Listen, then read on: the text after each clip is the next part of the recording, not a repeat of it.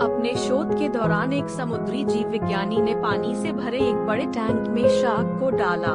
कुछ देर बाद उसने उसमें कुछ चारा मछलियां डाल दी।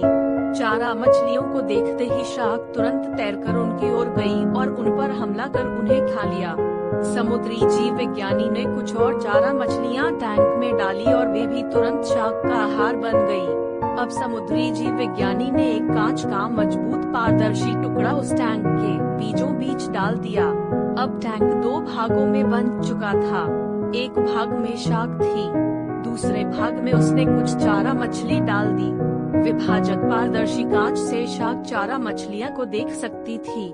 चारा मछलियों के देख शार्क फिर से उन पर हमला करने के लिए उस ओर तैरी, लेकिन कांच के विभाजक टुकड़े से टकरा कर रह गई। उसने फिर से कोशिश की, लेकिन कांच के टुकड़े के कारण वह चारा मछलियों तक नहीं पहुंच सकी। शार्क ने दर्जनों बार पूरी आक्रामकता के साथ चारा मछलियों पर हमला करने की कोशिश की, लेकिन बीच में कांच का टुकड़ा आ जाने के कारण वह सफल रही। कई दिनों तक शार्क उन कांच के विभाजक के पार जाने का प्रयास करती रही, लेकिन सफल न हो सकी। अंततः थक हार कर उसने एक दिन हमला करना छोड़ दिया और टैंक के अपने भाग में रहने लगी।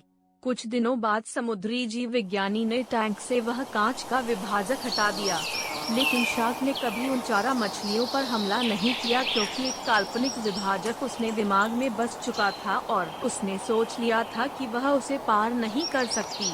सीख: जीवन में असफलता का सामना करते करते कई बार हम अंदर से टूट जाते हैं और हार मान लेते हैं।